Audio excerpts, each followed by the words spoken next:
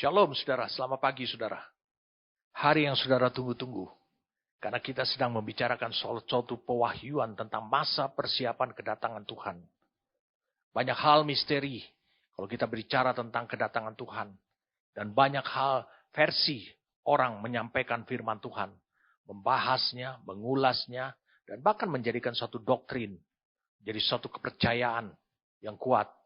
Dan banyak versi yang sering kita dengar. Ada hal yang sangat menakutkan. Ada hal-hal yang kelihatannya disamakan kepada hal-hal yang lahiriah. Hal-hal yang natural. Tapi kita ingin supaya kita benar-benar bisa hidup dalam suatu masa persiapan yang tepat ataupun yang benar di mata Tuhan. Seperti inilah kata Tuhan. Seharusnya persiapan kita. Maka kita hidup di dalam apa yang Tuhan katakan itu. Saya mengajak kita untuk kita berdoa lebih dulu. Mari kita berdoa kepada Tuhan. Kami berterima kasih untuk anugerah yang Kau berikan kepada kami Tuhan. Kami diberi waktu oleh Tuhan. Bukan hanya kami untuk menyiapkan diri kami mencapai destiny ilahi yang Tuhan telah tetapkan. Tapi di waktu yang sama itu juga, Tuhan maksudkan juga untuk kami diberi waktu oleh Tuhan untuk memasuki suatu masa persiapan bagi kedatangan-Mu Tuhan. Kami berterima kasih karena Engkau menyingkapkannya beberapa minggu sebelumnya. Tahap demi tahap. Kami diyakinkan oleh Tuhan melalui pekerjaan Roh-Mu.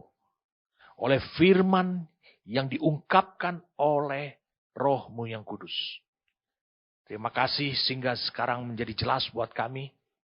Kami melihat hari-hari di depan kami dalam masa persiapan ini adalah hari-hari yang pasti. Yang ini akan terjadi, ini akan terjadi, ini akan terjadi. Bukan lagi sesuatu yang diduga akan terjadi. Atau kemungkinan akan terjadi. Terima kasih karena Engkau memberikan kepada kami roh yang menyala-nyala, semangat untuk kami terus masuk, melangkah. Terus Tuhan dalam masa persiapan seperti yang Tuhan telah tetapkan, Tuhan kendaki, Tuhan rancangkan buat hidup kami. Terima kasih Tuhan. Kami ingin mendapatkan lagi dari Tuhan. Lebih jelas lagi. Lebih tajam lagi. Dari apa yang Tuhan ingin supaya kami melakukan persiapan ini. Terima kasih untuk pekerjaan Roh-Mu. Terima kasih untuk firman-Mu. Terima kasih untuk Engkau juga memberikan kesempatan kepada kami. Untuk kami bisa mendapatkan pengertian. Dan bisa memperoleh hikmat. Sehingga kami tahu bahwa semuanya itu akan terjadi pada masa hidup kami. Kami bersyukur padamu Tuhan. Kami siap saat ini bagi Engkau. Dalam nama Tuhan kami Yesus Kristus. Amin. Minggu lalu saya sudah sampaikan kepada saudara, kita sampai pada saat tahap yang disebut dengan tahapan pertunangan di mana ada langkah yang serentak dilakukan. Yaitu adalah pemilihan atau dipilih. Yang kedua adalah pemberian mahar. Ini sesuatu yang tidak lazim ada di dunia barat, di dunia timur. Tetapi ini Tuhan memakai apa yang dia telah tetapkan yang terjadi pada bangsa Yahudi, pada orang Ibrani, suatu tradisi mulai daripada Abraham. Saya ulangi, mulai daripada Abraham sampai hari ini. Suatu tradisi daripada pertunangan sampai kepada hari perkawinan di bangsa Yahudi atau orang Ibrani. Itu yang Tuhan pakai untuk menjelaskan tentang pemilihan Tuhan atas hidup saudara. Sehingga saudara mengalami lahir baru. Menantang saudara untuk mengambil keputusan. Atas mahar. Atas korban tebusan yang telah dibayar oleh Kristus ketika dia mati di atas kayu salib. Membayar semua dosa saudara ketika saudara masih berdosa. Baru Roh Tuhan menantang saudara lewat firman-Nya. Maukah engkau untuk percaya. Seperti Yohanes 3 ayat 16. Saudara lihat pada tayangannya. Dia bilang, barang siapa yang percaya. Kristus telah dianugerahkan. Kristus telah mati. Sekarang saudara ditanya, tantang. Jadi dalam tahap pertunangan ini, pemilihan, mahar, korban atau tebusan yang telah diberikan. Mahar yang telah diberikan. Dan persetujuan daripada mempelai, daripada pihak wanita. Itu menjadi satu langkah. Saya ulangi, itu menjadi satu langkah. Dan ketika saudara, sama seperti Ribka, di Kejadian 24. Tanyakan kepada gadis itu sudah dewasa. Tanpa paksaan. Maukah engkau mengikut laki-laki ini? Untuk engkau menjadi istri daripada anaknya Abraham, yaitu Ishak. Maukah engkau? Jawab Ribka, mau. Seperti itu juga Yohanes 3 ayat 16 buat hidup saudara. Ketika engkau tahu bahwa Kristus telah membayar secara penuh semua hutang dosa, hutang darah dalam hidup saudara, melalui hidup saudara. Bukan hanya ketika dosa masa lampau, tapi dosa saat itu, dosa yang akan datang, yang bisa saja terjadi. Maukah engkau percaya? Maukah engkau mengikut dia? Sama seperti ketika memasuki masa pertunangan itu. Maukah engkau menjadi tunangannya Kristus? Ketika saudara menjawab, mau, saudara mengalami lahir baru. Saudara mengalami lahir baru. Dan saya sudah sampaikan minggu lalu sedikit kepada saudara. Ketika orang Israel, orang Ibrani, bangsa Yahudi,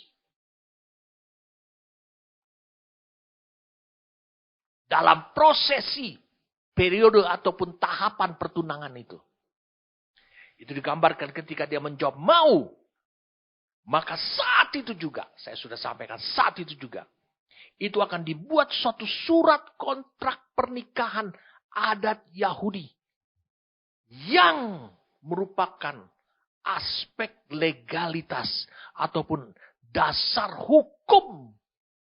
Saya ulangi, dasar hukum yang kuat.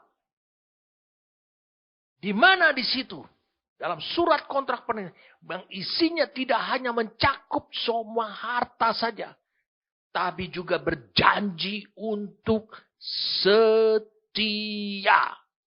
Itulah yang disebut dengan dokumen pernikahan sebenarnya. Padahal itu terjadi pada masa pertunangan. Surat kontrak perkawinan itu, yang dalam bahasa aslinya disebut adalah ketubah. Ketubah. Surat kontrak pernikahan itu. Ini bukan kawin kontrak, tapi kontrak pernikahan. Untuk menjelaskan bahwa ini dilandasi oleh aspek hukum yang kuat. Hukumnya Tuhan dan hukum yang terjadi di antara manusia. Nah, di surat kontrak perkawinan ini, apakah betul aku menjadi tunangan Kristus? Aku menjadi istri Kristus setelah lahir baru. Mana buktinya surat kontrak itu? Mari saudara kita lihat. Saudara perhatikan baik-baik. Ini sesuatu yang mungkin saudara lupakan.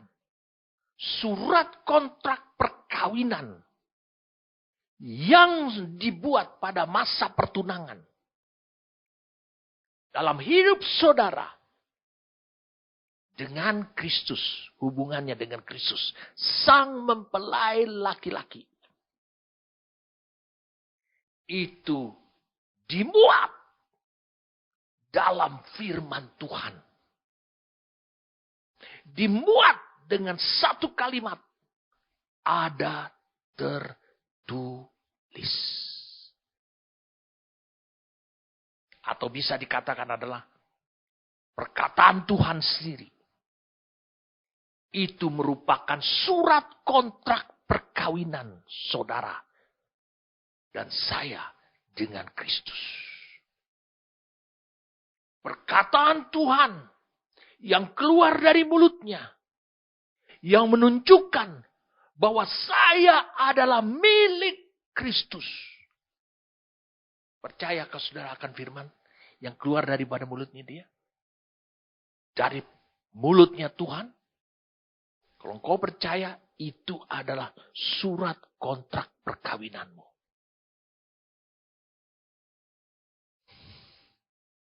Mengapa saya berani mengatakan demikian? Karena Yesus mengatakan, dia adalah jalan, kebenaran, dan hidup. Karena Allah mengatakan bahwa dia adalah sumber kebenaran. Jadi ketika dia berfirman,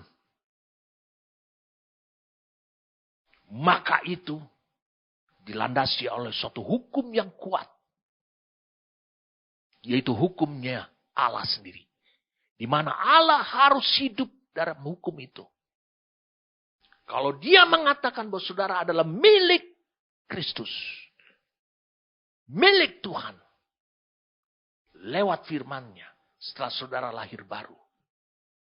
Maka itu adalah surat kontrak perkawinan. Mari kita lihat. Tahap demi tahap Yohanes 3 ayat 29. Yang empunya mempelai perempuan. Yang empunya atau yang memiliki. Mempelai perempuan ialah mempelai laki-laki. Tetapi sahabat mempelai laki-laki yang berdiri dekat dia dan yang mendengarkannya sangat bersukacita. Mendengar suara mempelai laki-laki itu. Itulah sukacitaku dan sekarang sukacitaku itu penuh. Mari kita lihat sekarang Galatia 3. Galatia 3 mulai dari ayat yang ke-25. Sekarang iman itu telah datang. Karena itu kita tidak berada lagi di bawah pengawasan penuntun. Iman datang ketika engkau lahir baru. Sebab kamu semua adalah anak-anak Allah. Dikatakan kamu semua adalah anak-anak Allah. Uyos. Karena iman di dalam Yesus Kristus. Karena kamu semua yang dibaptis dalam Kristus. Telah mengenakan Kristus. Memakai nama itu. Contoh.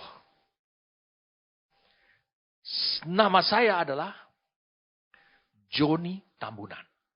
Maka istri saya, Mam Teti, itu bisa menggunakan nama saya dalam hidupnya. Nyonya Joni Tambunan. Saudara bayangkan. Banyak orang sering mengutip nama Yesus untuk mengusir roh jahat, untuk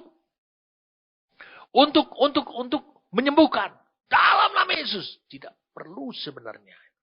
Karena kau membawa nama dia di dalam Yesus Kristus. Telah mengenakan Kristus.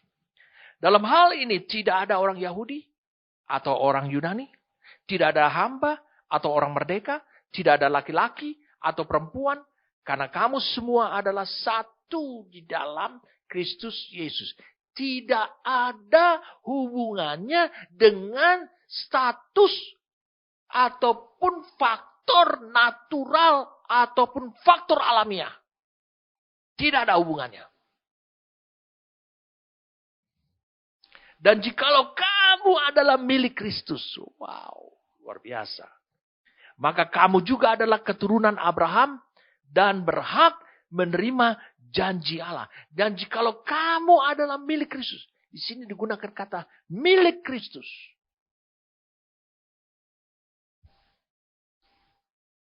Maka dengan kondisi tadi yang mulai dari ayat 25 sampai ayat 28. Itu membuat saudara adalah bukti bahwa engkau adalah milik Kristus. Maka kamu juga adalah keturunan Abraham. Bukan keturunan Abraham. Keturunan Abraham. Ini berbicara tentang satu pribadi. Siapa keturunan Abraham? Itulah Mesias Kristus. Dan berhak menerima janji Allah.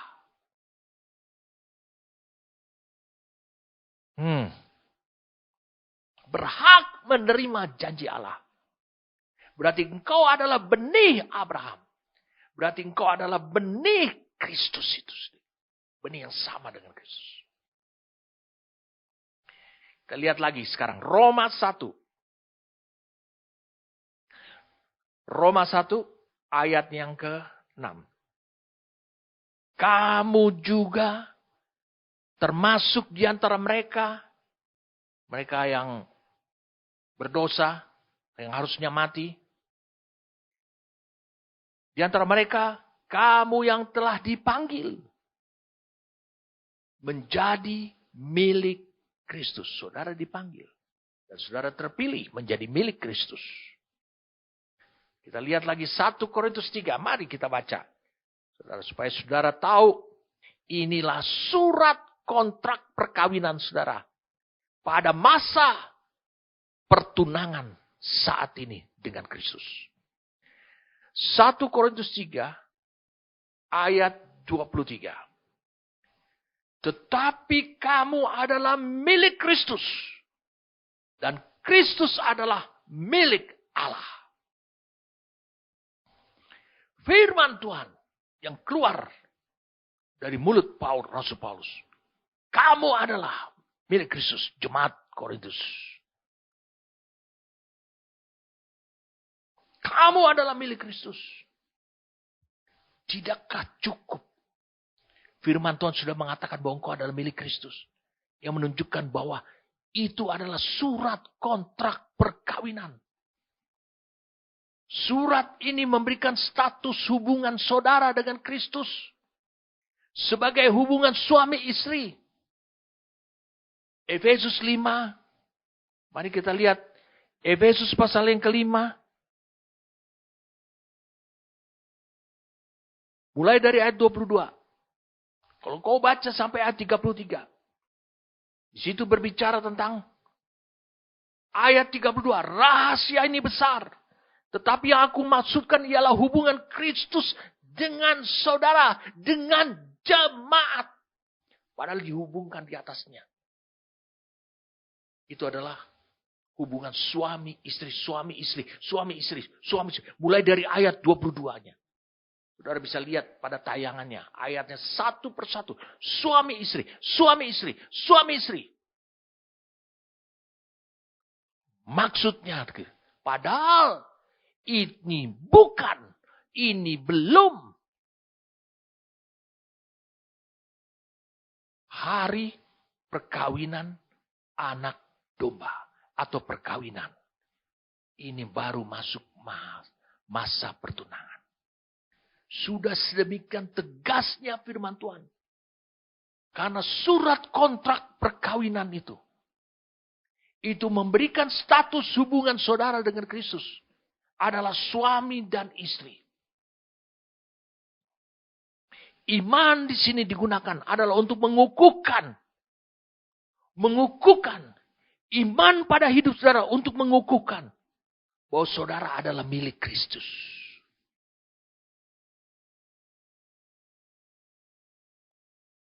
Galatia 5 ayat 25 sampai 29 mengatakan bahwa saudara berhak disebut keturunan Abraham. Bukan keturunan Abraham. Sebab keturunan Abraham itu masih ada Ismail. Dan dikatakan lagi di ayat 29. Saudara beroleh hak atas janji Allah. Yaitu Roh Kudus. Keberadaan Roh Kudus ini. Yang akan terus menerus memelihara. Mari kita lihat saudara. Di Galatia pasal yang ketiga.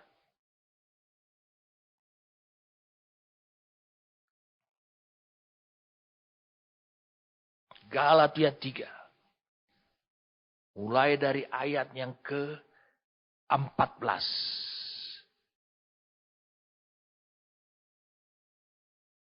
Dari ayat pada Yesus Kristus telah membuat ini. Supaya di dalam dia berkat Abraham sampai kepada bangsa-bangsa lain.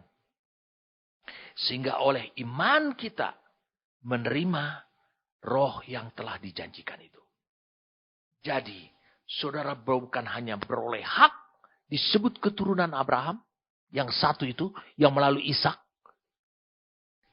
Sehingga saudara juga beroleh hak atas janji Allah, yaitu Roh Kudus. Dan keberadaan Roh Kudus ini, yang akan terus-menerus untuk memelihara, mempelai wanitanya, mempelai wanita Kristus, yaitu hidup saudara. Untuk hidup dalam roh Tuhan sampai dia datang. Menjagai saudara. Jadi firman Tuhan tegas mengatakan, engkau adalah milik Kristus. Itu adalah surat kontrak. Sebab itu firman. Kristus yang adalah Raja semesta alam. Yang mengatakan bahwa gerejanya, bahwa saudara adalah miliknya. Dan Kristus itu adalah milik gerejanya. Coba saudara bisa lihat. Ingat, Kristus itu adalah Raja. Duduklah di sebelah kananku. Sampai kubuatmu. Dia memiliki status Raja. Di kayu salib. Dia dikenal sebagai Raja orang Yahudi. Dia adalah Raja. Pada waktu dia lahir. 3 orang majus datang mempersembahkan emas, kemenyan dan mur. Dan menyembah dia. Di manakah Raja orang Yahudi itu? Lihat sekarang. Apa yang keluar dari mulut Raja. Mari kita lihat sekarang. Kidung Agung.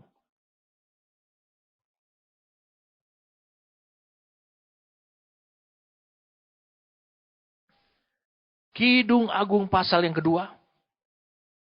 Ayat 16. Lihat perkataan Raja Salomo. Saya ulangi, Raja Salomo. Raja. Kekasihku, ayat 16. Kepunyaanku. Dan aku kepunyaan dia yang menggembalakan domba di tengah-tengah bunga bakung. Kalau Raja berkata kekasihku, kepunyaanku. Saudara ragu enggak? Seorang raja. Ingat, perkataan Raja itu memiliki otoritas, memiliki kekuatan hukum yang tidak akan ada tandingannya. Yang hanya bisa dibatalkan oleh dirinya sendiri. Saudara lihat di sini. Apa yang dikatakan? Di Kidung Agung 6.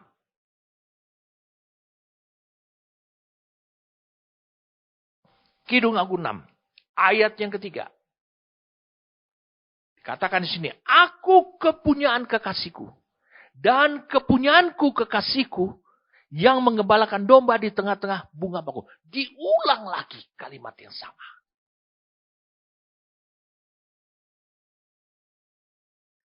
Kalau Raja mengatakan demikian. Dan ini adalah firman Tuhan. Kalau Kristus adalah Raja. Dan dia mengatakan. Dalam Yohanes 17. Mulai ayat 6. Aku telah menyatakan namamu. Ini perkataan seorang raja. Kepada semua orang yang engkau berikan Bapa. Kepadaku dari dunia. Mereka itu milikmu. Mereka itu semua milik Bapa. Dan kau telah memberikan mereka kepadaku. Kau memberikan mereka kepadaku. Saudara diberikan. Saudara adalah milik Bapa. Tapi diberikan kepada Kristus. Dan mereka telah menuruti firman-Mu. Sekarang mereka tahu bahwa semua yang engkau berikan kepadaku, termasuk saudara, itu berasal daripadamu. Kalau ini diucapkan, seorang raja kepada Bapanya yang di sorga, Dan ini adalah firman Tuhan yang saudara dengar pada hari ini. Tidakkah itu memiliki kekuatan hukum yang kuat? Tidak perlu lagi saudara punya alasan untuk meragukan kata-kata seorang raja. Ini ucapan seorang raja terhadap kekasihnya. Sama seperti di dalam Kidung Agung 6 ayat 3.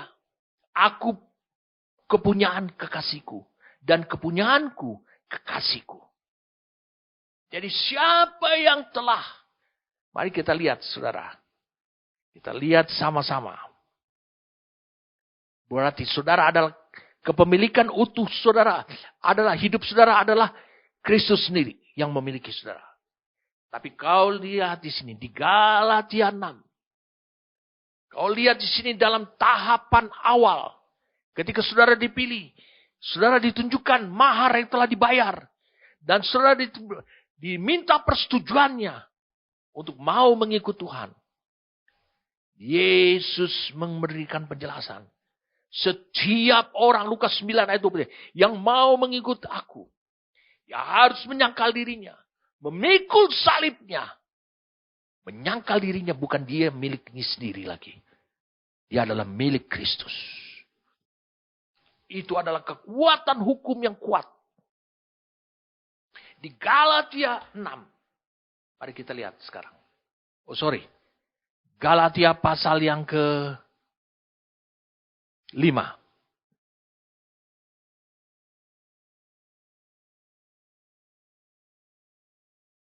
Ayat yang ke-24. Kita lihat di sini. Barang siapa menjadi milik Kristus Yesus. Saudara kan? Ia telah menyalibkan daging dengan segala hawa nafsu dan keinginannya. Jelas buat saudara. Tegas ayatnya. Sangat tegas sekali. Menyalibkan. Lukas 9 ayat 23 mengatakan, barang siapa mau mengikut aku, ya harus. Barang siapa mau menjadi tunanganku, akan mengikut aku sampai ke rumah Bapa pada hari perkawinan nanti. Jadi saudara bisa lihat dengan jelas dan tegas. Oh, saudara adalah milik Kristus. Tidak ada lagi yang ragu. Diragukan lagi. Yang patut saudara ragukan. Karena saudara telah bertunangan dengan Kristus. Wah. Saudara bisa lihat. Musa. Karena ketegaran hati Israel. Dia bilang apa? Dia bilang, diberikan surat cerai. Surat cerai. Dan Yesus mempertegas lagi. Bahwa surat cerai itu hanya bisa dikeluarkan hanya karena zina.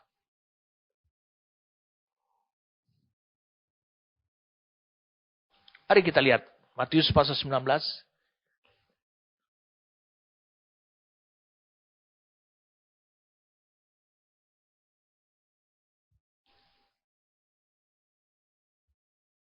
Mulai dari ayat yang ke-6. Demikianlah mereka bukan lagi dua, melainkan satu. Karena itu apa yang telah dipersatukan Allah, tidak boleh diceraikan manusia. Kata mereka kepadanya, jika demikian apakah sebabnya Musa memerintahkan untuk memberikan surat cerai?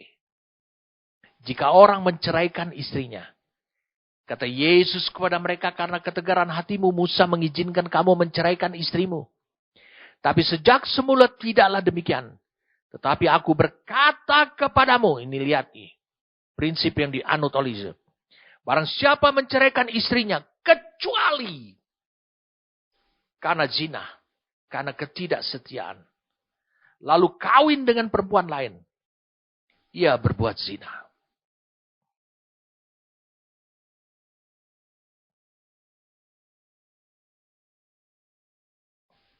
Ia berbuat zina. Kecuali Surat cerai itu dikeluarkan karena, saya ulangi, pada masa pertunangan ataupun pasca perkawinan, didapati seseorang berubah tidak setia dan berzina dengan orang lain.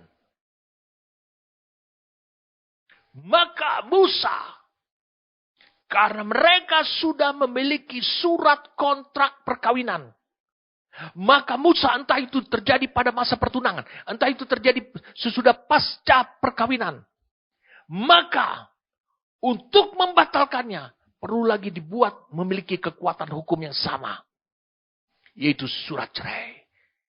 Berarti saudara lihat, apa yang keluar daripada mulut Tuhan tentang hidup saudara, bahwa saudara milik Kristus, itu merupakan surat kontrak perkawinan di masa pertunangan saudara, antara hidup saudara, hidup gerejanya dengan Kristus. Jadi dalam surat cerai ini, itu dikeluarkan untuk membatalkan secara hukum surat kontrak perkawinan terdahulu. Di mana secara hukum, nama saudara telah ditulis di dalam kitab anak domba. Itu sebabnya dibatalkan.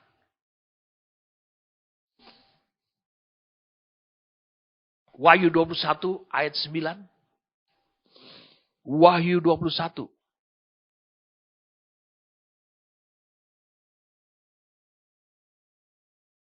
Maka datang seorang dari ketujuh malaikat yang memegang ketujuh cawan, yang penuh ketujuh malapetaka terakhir itu. Lalu berkata, marilah ke sini.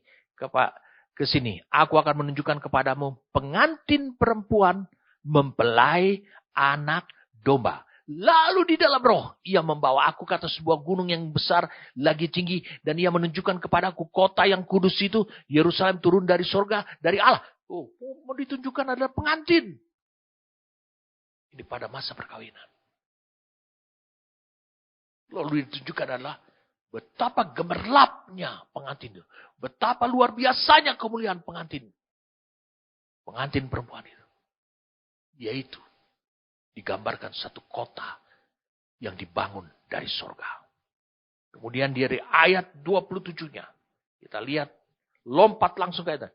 Tetapi katanya di kota tersebut, tidak akan masuk ke dalamnya sesuatu yang najis, atau orang yang melakukan kekejian, atau dusta.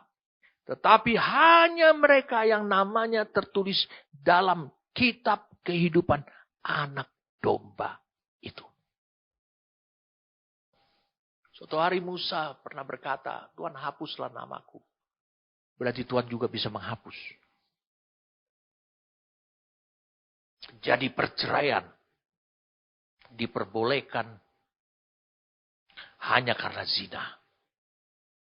Atau seseorang berubah setia. Karena dia mulai mencintai yang lain. Yang disebut dengan ilah zaman ini. Ataupun dia mencintai dunia. Kita lihat sekarang 2 Korintus 4. 2 Korintus 4. Ayat yang keempat. Yaitu orang-orang yang tidak percaya. Yang pikirannya telah dibutakan oleh ilah zaman ini. Sehingga mereka tidak melihat cahaya Injil tentang kemuliaan Kristus yang adalah gambaran Allah. Mereka tidak melihat lagi pesona Kristus. Dia tertarik kepada ilah-ilah zaman ini. Mari kita lihat sekarang Matius pasal 19. Kita akan punya banyak ayat. Matius 19. Mulai dari ayat 3. Maka datanglah orang-orang Farisi kepadanya untuk mencobai dia. Mereka katanya, apakah diperbolehkan orang menceraikan istrinya dengan alasan apa saja? Jawab Yesus, tidakkah kamu baca bahwa Ia yang menciptakan manusia sejak semula, menjadikan mereka laki-laki dan perempuan.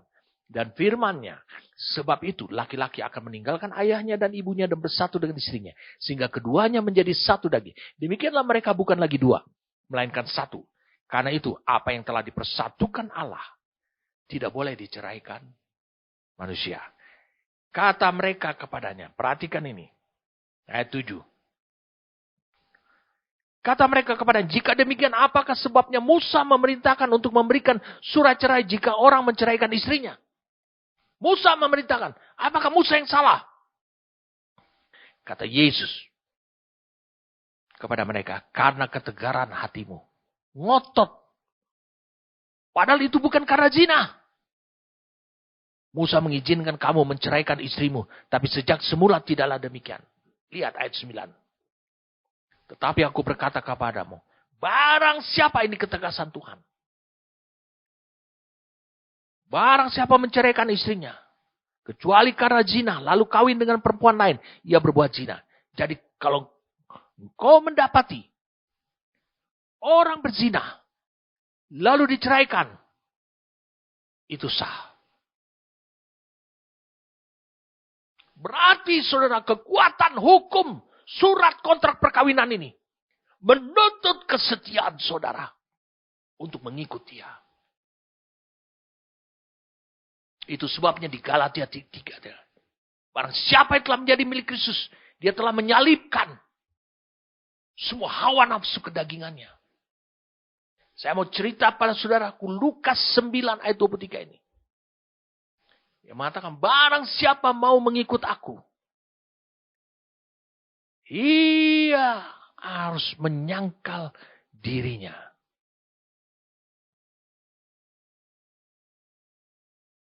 Memikul salibnya setiap hari dan mengikut aku. Mengapa Yesus menggunakan kata menyangkal dirinya? Dia bukan lagi miliknya, tapi milik Kristus sang tunangannya. Dia harus memikul salibnya. Perhatikan baik-baik. Saya sering mendengarkan kesaksian. Saya ulangi. Saya sering mendengarkan kesaksian dari orang-orang gereja yang dia sharing, membagikan kesaksian hidupnya di tengah-tengah kehidupan gereja. Dia mengatakan, saya itu memikul salib Kristus setiap hari. Perhatikan, ada hal yang salah dari kesaksian orang seperti ini. Waktu Yesus mengatakan setiap orang yang mau mengikut aku, siapa orang yang akhirnya mau mengikut, sama seperti Ribka mau mengikut Eliezer untuk menjadi tunangannya Ishak dan akhirnya menjadi istri perkawinannya dengan Ishak. Setiap orang yang mau mengikut aku, memang dia harus menyangkal dirinya. Dia bukan miliknya sendiri. Tetapi yang kedua, ia harus memikul salibnya. Perhatikan waktu Yesus mengatakan ini. Ada yang salah dari banyak orang di gereja yang memberikan kesaksian bahwa dia memikul salib Kristus setiap hari. Perhatikan ini. Di zaman pada waktu Yesus, Kekaisaran Roma atau siapapun penjajah yang berkuasa pada waktu itu, kalau menerapkan suatu hukum lewat pengadilan, lalu kemudian kalau orang itu diputuskan untuk hukuman mati, bukan hanya hukuman cambuk, bukan hanya hukuman penjara, tapi hukuman mati, maka orang tersebut akan dibawa dari tempat penjara menuju tempat eksekusinya. Tempat penghukuman matinya. Harus memikul salib.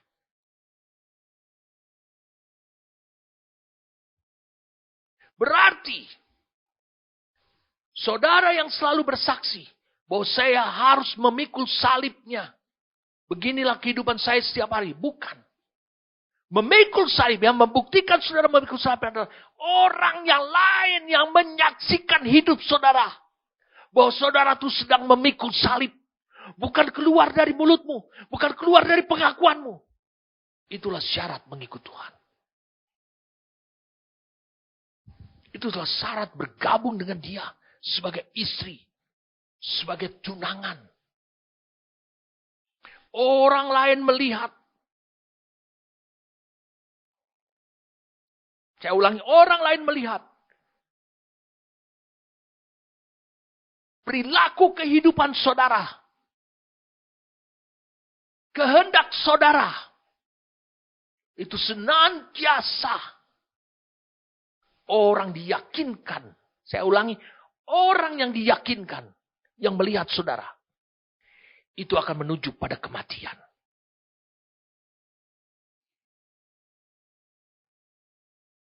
Orang lain melihat, itu bukan keinginan saudara. Orang lain melihat seolah-olah keinginan saudara itu sudah mati. Orang lain melihat, perilaku hidup saudara itu menuju pada kematian daging. Hawa nafsu. Wow, ini luar biasa saudara. Mari kita menyimpang sedikit. Hosea pasal yang kedua.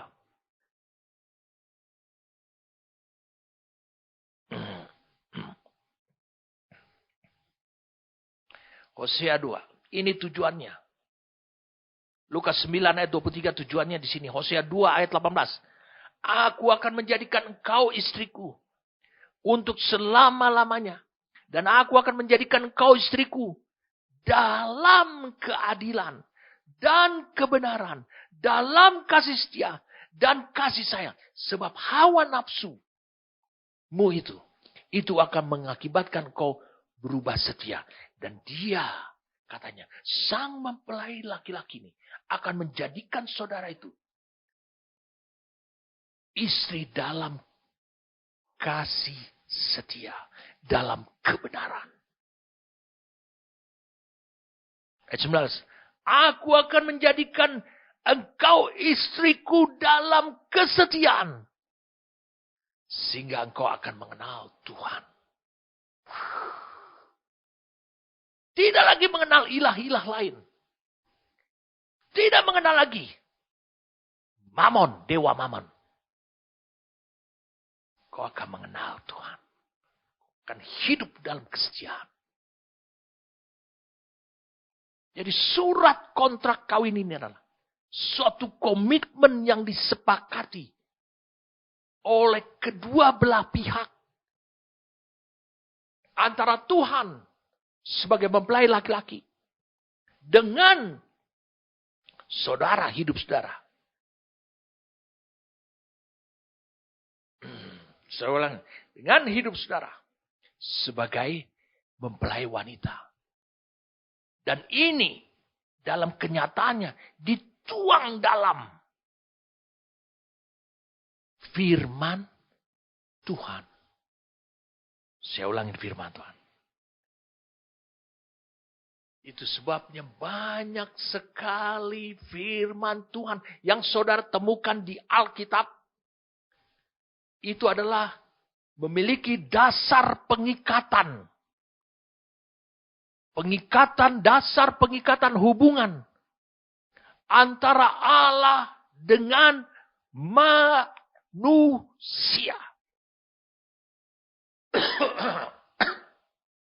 Mari kita lihat, kutip satu ayat. Ulangan 30. Ayat yang pertama dan kedua.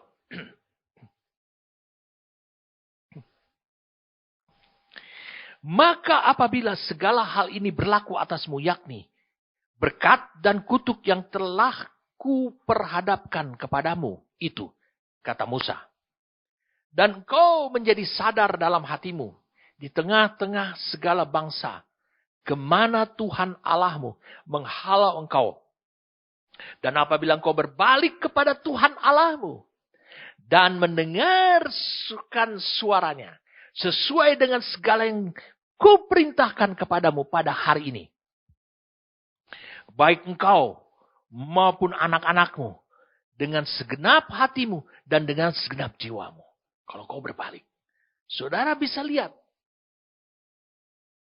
Pada ulangan 30 ini. Posisi Musa ini. Itu seperti juru pernikahan umat Israel, umat Allah dengan Allah. Jadi ada ketentuan dalam kontrak perkawinan tersebut. Ada ketentuan yang menyangkut hubungan. Bahkan kalau engkau baca dalam ulangan 24, saudara bisa baca. Saudara akan kagum melihat Tuhan mengatur sedemikian rupanya.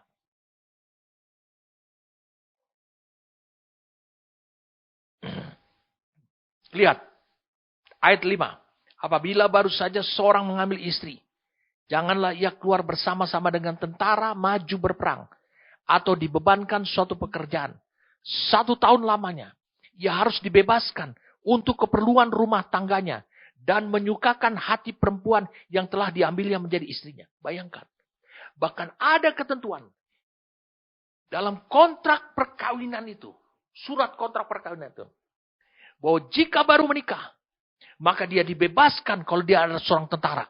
Seorang prajurit. Dia bebaskan dari kewajibannya sebagai tentara. Untuk berperang selama 1 tahun. Hanya untuk membahagiakan istrinya. Saudara bisa lihat. Dasar pengikatan ini. Firman Tuhan itu. Itu mengikat Allah.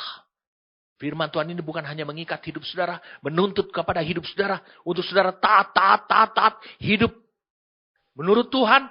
Tetapi mengikat Allah sendiri. Karena disebut dengan berkat dan kutuk.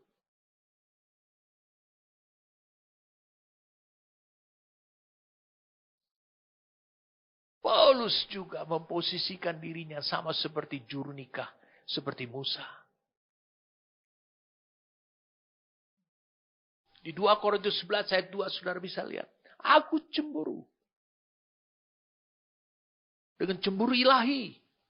Karena engkau telah dipertunangkan. Dengan satu laki-laki. Untuk membawanya. Tetap suci, kudus. Itu menjadi sebagai perawan Kristus. Apa arti perawan? Dalam kesetiaan. Jadi hubungannya. Surat kontrak perkawinan ini. Itu berisikan. Hubungan. Ikatan hubungan. Antara Allah dan manusia. Antara Tuhan dengan diri saudara. Kita sudah tahu di sini. Melalui Paulus, melalui Musa. Musa mempersiapkan Israel sebelum memasuki tanah Kanaan. Melalui satu surat perjanjian kontrak dengan Allah. Untuk mereka tetap setia.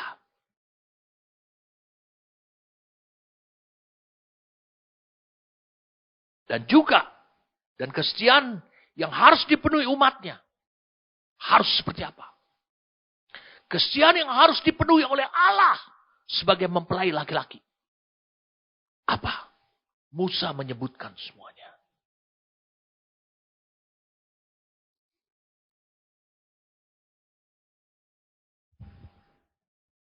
Mari kita lihat, saudara. Kita buka sekarang. Markus 12.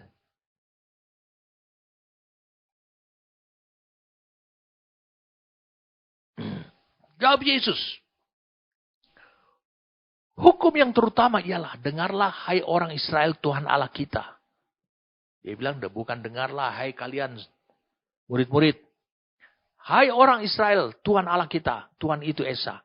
Kasihilah Tuhan Allahmu dengan segenap hatimu.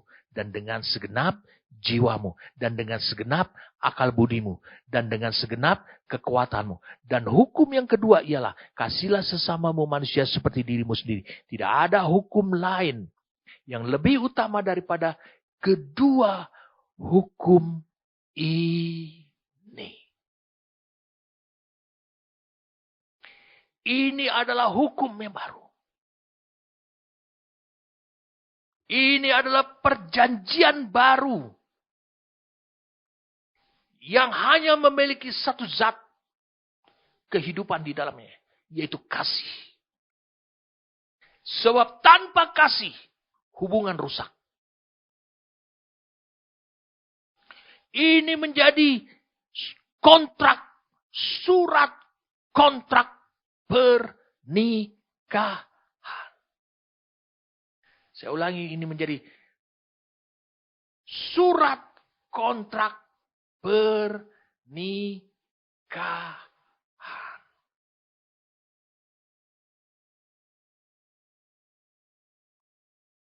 Saudara dengan Kristus, yakni kasih. Kalau begitu, ketubah ini kuat atau tidak? Sangat kuat sekali. Yang pertama adalah dia memberikan status saudara sebagai suami istri. Yang kedua adalah dia menunjukkan kewajiban saudara dan kewajiban mempelai laki-laki. Dan mempelai laki-laki itu tetap setia. Itu sebabnya saudara harus tetap setia. Untuk supaya saudara setia, kau harus menyalipkan hawa nafsu kedagingan. Semua hawa nafsu dalam hidup saudara, kau salibkan. Maka engkau akan menjadi milik Kristus yang utuh, yang setia. Saudara bisa lihat. Surat kontrak pernikahan antara Kristus dengan jemaatnya ini. Itu ternyata adalah dalam darah Kristus sendiri. Makanya Yesus katakan itu pada saat perjamuan terakhir. Mari kita lihat. Matius 26.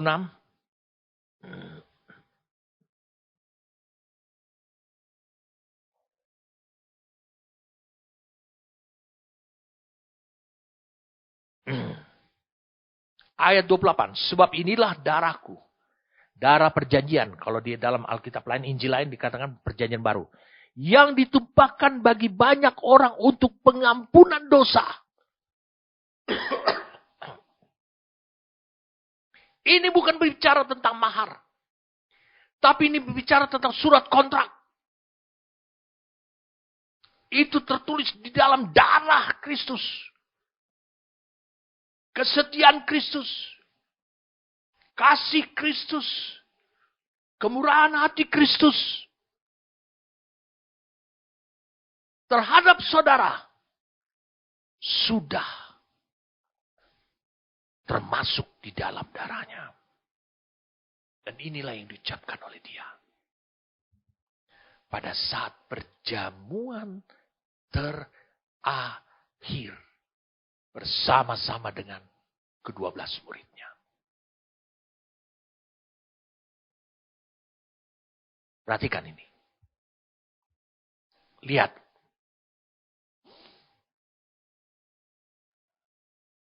Lihat. Yesus ada menyebutkan di Matius 26 ayat 29. Akan tetapi aku berkata kepadamu, mulai dari sekarang aku tidak akan minum lagi hasil pokok anggur ini sampai pada hari aku meminumnya, yaitu yang baru bersama-sama dengan kamu dalam kerajaan Bapakku. Murid-murid tahu bahwa Yesus akan pergi. Di Yohanes 14 dia juga sudah ungkapkan. Tapi tidak ada kesedihan. Di dalam diri murid-muridnya. Tidak ada. Paling hanya sedikit. Kadang-kadang ada yang belum mengerti. Ya, hal ini sedikit. Tidak ada. Mengapa? Karena ke-12 murid Yesus adalah orang Yahudi. Yang tahu persis tentang adat, istiadat, kebiasaan, dan jalan hukum daripada pertunangan, masa pertunangan, sampai kepada masa perkawinan di bangsa Yahudi. Itu sebabnya mereka dengan tegar. Ketika Yesus berkata, inilah darahku, darah perjanjian yang ditumpahkan bagi banyak orang untuk pengampunan dosa. Dia tunjukin bahwa dia adalah setia. Makanya dia pernah berkata, akulah jalan, kebenaran, dan kehidupan. Dia akan datang kembali lagi. Dia tidak akan biarkan saudara jatuh.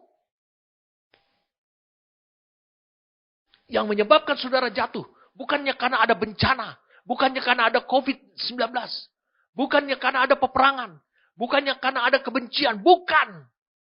Yang menyebabkan saudara jatuh. Saya ulangi, yang menyebabkan saudara itu jatuh ke dalam pencobaan adalah hawa nafsu. Bukan apa yang terjadi di luar sana. Bukan karena saudara tidak memiliki gedung gereja dan tidak bisa beribadah. Bukan karena itu. Bukan karena hal seperti itu, saudara. Tapi yang membuat saudara jatuh menjadi tidak setia. Saya ulangi, tidak setia.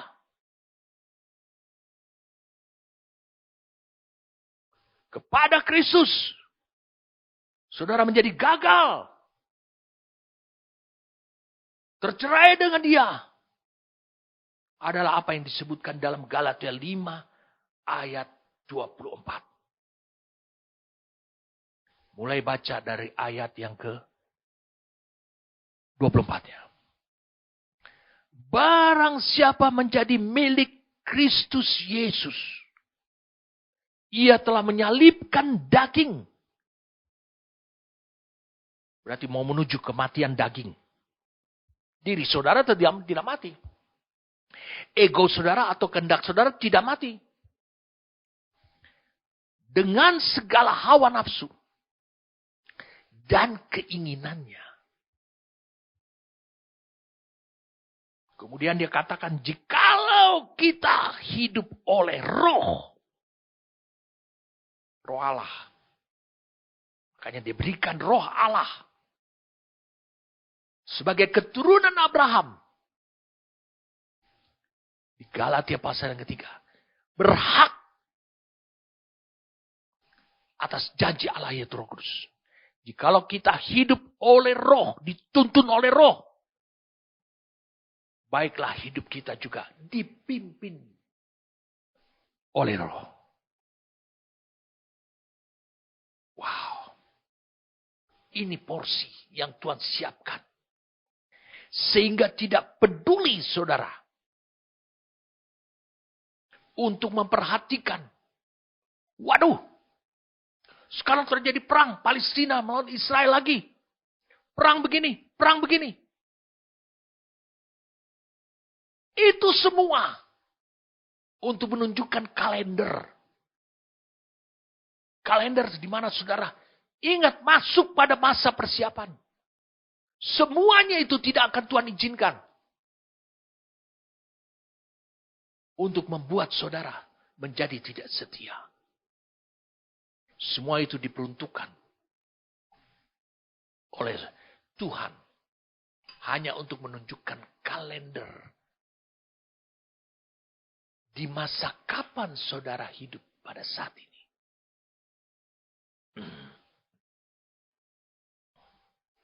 Wow. Tentu saudara makin jadi semangat sekarang saudara. Jadi perjanjian baru ini. Yang tadi kita sudah bahas. Itu bernuansa, memiliki zat, yaitu kasih. Perhatikan baik-baik. Bukankah kasih ilahi yang Tuhan telah tunjukkan kepada kita? Meskipun saudara berdosa, dia tetap mengasihi. Dia tidak pernah bisa diubah oleh tingkah laku hidup saudara. Dia tetap sama. Bukankah itu adalah kasih yang tidak pernah bisa dikondisikan, diubah, dipengaruhi oleh apapun juga ulah hidup saudara. Ini memberikan kekuatan pada diri kita.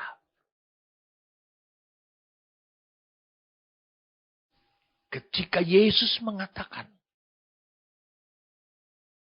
kasihlah Tuhan Allahmu dengan segenap hatimu, dan dengan segenap jiwamu, dan dengan segenap akal budimu. Mengapa Yesus mengatakan demikian? Hai orang Israel. Mengapa? Dia lihat engkau mampu.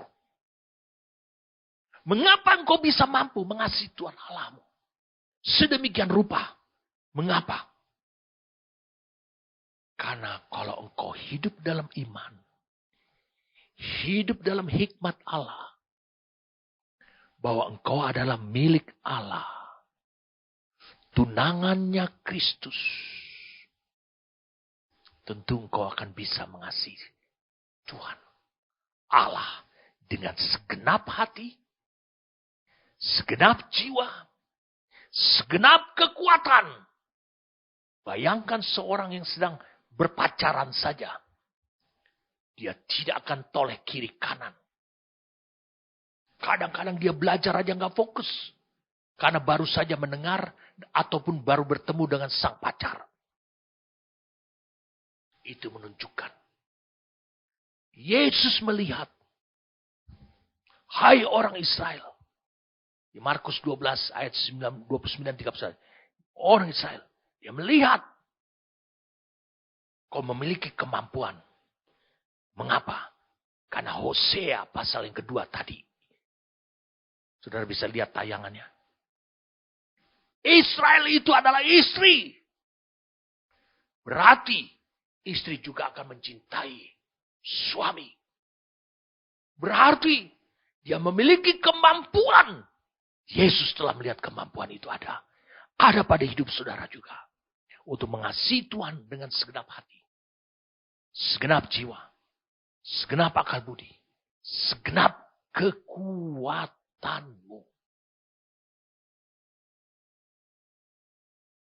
Lalu Yesus mengatakan lagi. Hukum yang kedua. Karena Yesus telah melihat. Kau memiliki kasih. Kecintaan. Kepada tunanganmu. Seperti itu. Kemampuan itu. Ada. Itu telah dilihat. Bayangkan. Mempelai laki-laki bisa melihat. Kemampuan mempelai wanita. Untuk mengasihi dia. Sekarang. Disebutkan hukum yang kedua. Kasihlah sesamamu. Manusia. Seperti dirimu sendiri. Dia bilang tidak ada hukum lain yang lebih utama daripada kedua hukum ini. Waktu Yesus mengatakan ini. Dia memberikan landasan hukum. Bagi saudara sebagai tunangannya. Untuk hidup. Di dalam hukum itu. Karena saudara telah dilihat oleh Kristus. Memiliki kemampuan. Untuk bisa mengasihi Tuhan. Sebagai tunanganmu. Sebagai suamimu. Sebagai mempelai laki-lakimu. Walaupun tidak terlihat secara alamiah. Secara fisik. Tapi engkau mampu untuk bisa mengasihi dia. Dengan segenap hatimu. Segenap jiwamu. Segenap apapun. Lalu engkau pun berarti engkau memiliki kemampuan. Di potensi yang sama. Engkau memiliki kemampuan. Untuk mengasihi. Sesama manusia. Yang kau lihat. Secara fisik. Jangan kebalik. Engkau hanya bisa mengasihi sesuatu yang sifatnya adalah secara nyata. Realitanya ada. Fisiknya ada. Alamnya Allah. Berarti engkau bisa mengasihi Allah yang tidak kelihatan. Itu salah. Saya ingat dulu. Orang-orang Batak mengatakan. Ingat orang tua kita itu adalah Tuhan yang terlihat. Dia bilang, kalau engkau bisa mengasihi Tuhan yang terlihat. Engkau bisa mengasihi Tuhan yang tidak terlihat. Kebalik saudara. Kalau engkau bisa mengasihi Kristus yang sudah pergi. Dia hanya meninggalkan surat kontrak perkawinannya saja. Yaitu firman-Nya bahwa kita adalah miliknya. Bisakah engkau mengasihi dia? Tidak mencederai hubunganmu dengan dia. Engkau tetap setia. Engkau tidak beralih kepada menoleh yang lain. Kepada dia. Kau bisa mengasihi hatimu. Dalam hatimu hanya ada dia. Dalam jiwamu hanya ada dia. Dalam akal budimu hanya ada dia. Dan dalam kekuatanmu juga hanya ada dia. Kalau itu bisa, berarti itu mengukuhkan saudara lewat iman. Oh, saudara adalah milik Kristus. Dan Kristus adalah milik saudara. Sehingga kau bisa mengasihi. Bukan saya katakan kasih ini adalah kasih yang kelas 2. Bisa mengasihi sesama manusia yang terlihat. Seperti dirimu sendiri. Wow. Luar biasa saudara. Apa yang Tuhan anugerahkan pada kita. Jadi ketika sang laki-laki ini datang kepada perempuan dan dia memilih memberikan mahar, meminta persetujuannya, maukah dia menjadi tunangan. Ketika dia mau mengikut, maka dibuat surat kontrak yang disebut ketubah. Kontrak perkawinan pada masa pertunangan. Kontrak perkawinan pada masa pertunangan. Lalu kemudian, saudara bisa lihat, ditantang. Sejak itu saudara ditantang. Untuk tetap setia. Untuk tetap mengasihi. Dan tidak akan pernah berubah. Sampai ajal. Mendatangi hidup saudara. Wah. Rasanya saya tidak mau berhenti. Sampai di sini saja. Tapi sudah cukup jelas saudaraku. Berikutnya minggu depan. Ada satu peristiwa ketika mempelai laki-laki ini. Yang sudah menandatangani surat kontrak pernikahan itu. Karena itu menunjukkan status hubungan mereka adalah suami dan istri.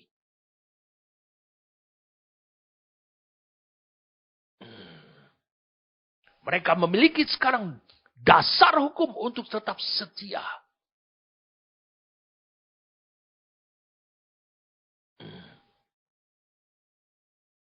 Minggu depan saya akan jelaskan kepada saudara.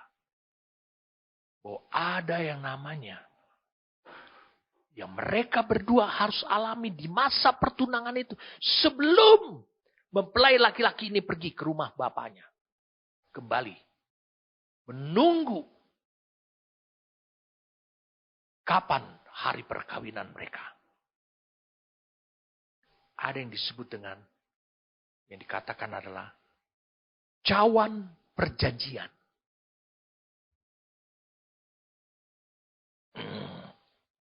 Mereka akan minum. Dari satu cawan perjanjian. Dari satu cawan. Mempelai laki-laki akan mengangkat cawan. Untuk mengikat. Mempelai wanita. Minggu depan saya jelaskan pada saudara. Ini penting saudaraku. Setelah surat kontrak perkawinan atau yang disebut ketubah itu. Jadi saudara lihat, Yesus melihat dalam hidup saudara sebagai tunangannya. Saudara memiliki kemampuan untuk mengasihi Tuhan Allahmu segenap hatimu, segenap jiwamu, segenap akal budimu dan kekuatanmu. Yesus tidak pernah ragu pada hidup saudara. Dia lihat kemampuan saudara.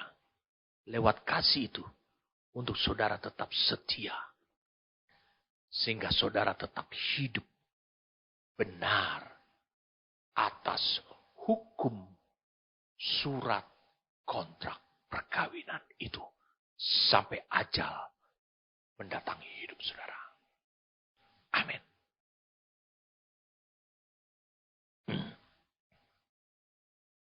Kami berterima kasih untuk waktu yang Tuhan anugerahkan pada kami. Kami bersyukur karena Engkau mempertegasnya Tuhan. Dengan satu kepastian. Kalau Engkau melihat kami seperti itu. Dan Engkau tidak ragu Tuhan. Karena kami adalah istrimu. Istri masa pertunanganmu. Kami bersyukur padamu Tuhan.